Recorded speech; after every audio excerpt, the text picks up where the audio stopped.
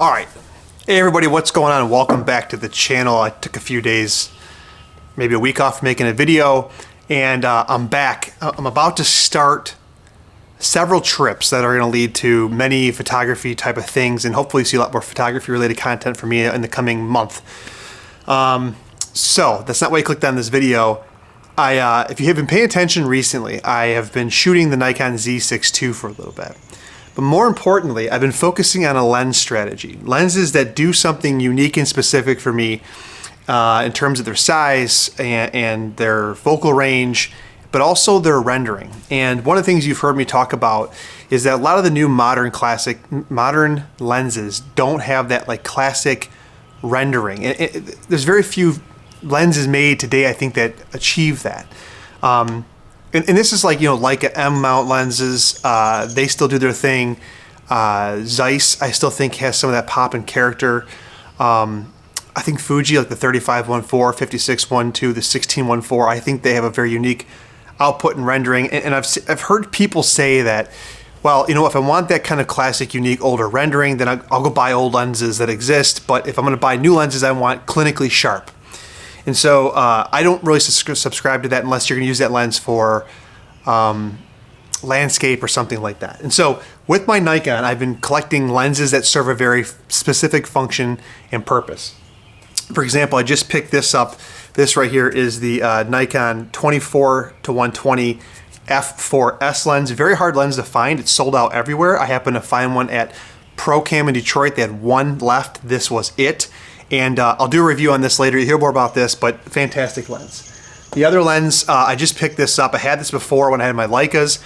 I just literally got this, but I am adapting this right here. If you guys see, this is the Zeiss 50mm f2 lens M mount. So I have a M to Z adapter, and I'm manually focusing. I'll be shooting a bunch with this. You'll see stuff. This lens has a very cool or an awesome rendering, sharpness, color, 3D pop. And so those two lenses, right, 24-120, I think is a great travel all-purpose lens. It's supposed to be incredibly sharp, and we'll talk more about that. And then that Zeiss lens has like a rendering and pop that I like. But there is a lens right now that Nikon makes that I don't think many manufacturers are doing. Now, you guys know I had the Canon R6 for a little bit, and they have the cheap little 50-1.8 and the 16-2.8 lens. They're okay. I don't know what these YouTubers are talking about. They rave about that lens. I thought they just kind of sucked, if I'm being honest with you. The build quality felt cheap, but on top of that, the rendering was kind of just meh. There's like supposedly plastic elements in there. You've watched Ted Forbes' video, Art of Photography. He talks about it. It just didn't do it for me. It just didn't do it for me. But when I bought the Nikon Z6 II, there was a lens that I saw that fits a lot of the things I want, and that's that bad boy right here. This is the Nikon 40mm f2. Now, this is a cheap lens. It's on sale right now for 250 bucks. Normally it's like 300 in the US. So go pick this up right now. I'm gonna tell you for 250 before it sells out. It is a cheap lens from a cost perspective, and it has, unfortunately, a plastic mount. I don't like that. But the lens doesn't feel cheap, and the control ring here feels fine as well. But what's interesting about this lens, and I'll put a picture up right here, it makes the Nikon Z6 II very small. It's a pancake lens, and so it keeps the overall package on a big full frame camera with a big opening, very small. But more importantly, and I don't see a lot of people talking about this, this has a lens construction that I think renders kind of like the classic lenses I was talking about, sharp but has character to them. Now, I'll put this little stat up right here. It's 6 elements in 4 groups, and it's long been rumored that the lower element count lenses lend themselves to higher micro contrast because there's less in the way of kind of messing with the light that's coming through the lens. I know a lot of the new modern lenses, especially some of the Olympus lenses I've shot, have high element count. They're very sharp, but they're also very clinical.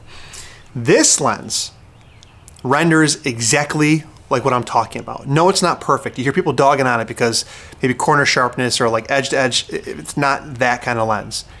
But what it does is it creates kind of that 3D imaging or pop or effect. Now, I've been shooting with this.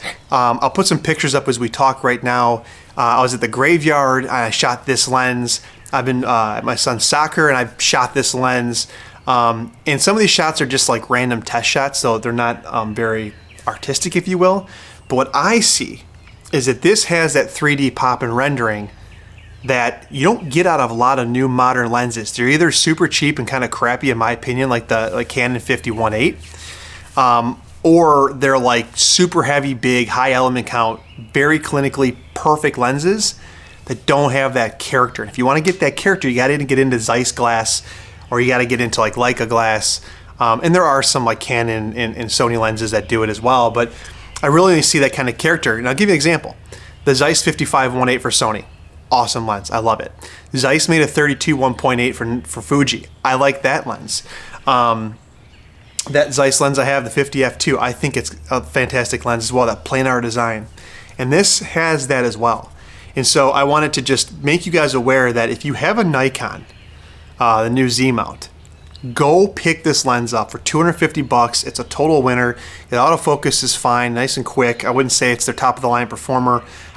Supposedly it's weather sealed, but then if you read the little asterisk, it's like not really, whatever. But for 250, who gives a crap? Just go get this lens. It's small, it's tiny.